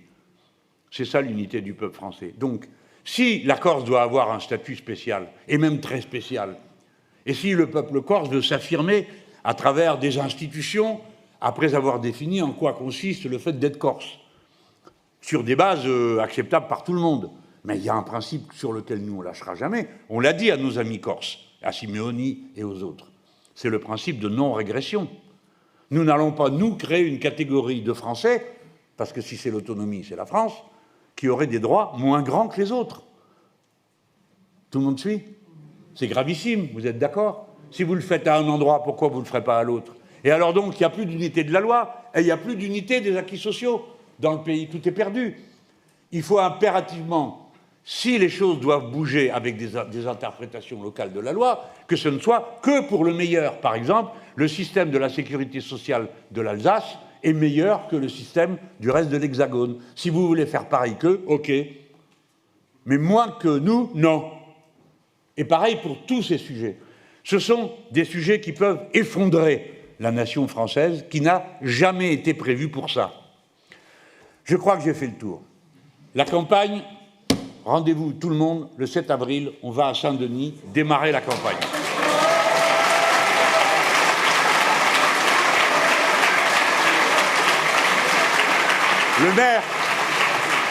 Le maire a donné son accord et on va tâcher de vous faire des belles surprises parce que ça va être un moment immense. Le 7 juin. Qu'est-ce que j'ai dit? Qu'est-ce qui s'est passé le 7 avril? C'est ton anniversaire? Non. J'ai essayé de m'en sortir. 7 juin, merci camarades. 7 juin, le meeting. Vous voyez comment ça se présente? Vous avez la mairie là, et là vous avez la basilique. D'accord? Et nous on sera là, et puis de tous les côtés. Je ne vous dis pas de venir parce que vous allez y entendre des choses, comment dire, qui vous surprendront, parce que je crains que vous les connaissiez déjà. Mais le lieu, le moment, il faut que vous le portiez tous ensemble. Il faut qu'on voie la France, la nôtre, celle des gens qui n'ont pas d'autre prétention que de tâcher de servir l'intérêt général humain. Voilà ce qu'il faut qu'on voie.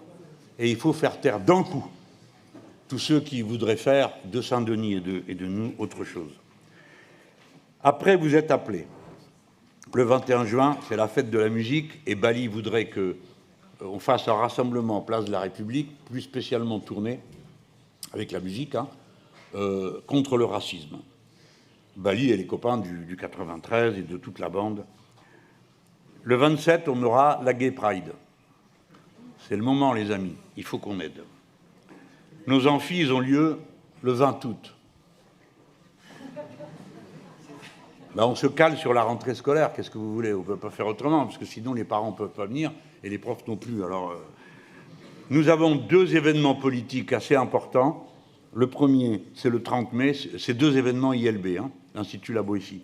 Le 30 mai, les assises économiques, qui vont être de très haut niveau, parce qu'il y a des économistes critiques du reste du monde qui viennent. Et le 27 juin, le 27 juin, nous faisons un travail, la nouvelle géopolitique, pour décrire les conditions nouvelles dans lesquelles nous envisageons la suite de ce que nous avons à faire. Ça, c'est donc la fin du trimestre. Bon, il y aura des petites compètes, parce qu'il paraît qu'Attal fait son rassemblement le 30 mai, je crois. Non, le 30 mai, c'est l'autre. Édouard Philippe. Le 30 juin. Il a les yeux qui se croisent maintenant, Antoine. Je reprends. Attal le 1er, juste avant nous, le 30 mai. Et Édouard Philippe, la retraite à 67 ans, je crois que c'est à la fin du mois de juin. Et maintenant, il en a mis un autre en juillet. Donc, quand même, vous avez compris, hein. Ne me mettez pas dans une situation dont je ne me sors plus après. Il faut qu'on soit la marée. Hein. Voilà. Rendez-vous le 7 quoi? Attendez, on recommence. Rendez-vous le 7. Voilà. Merci à tout le monde.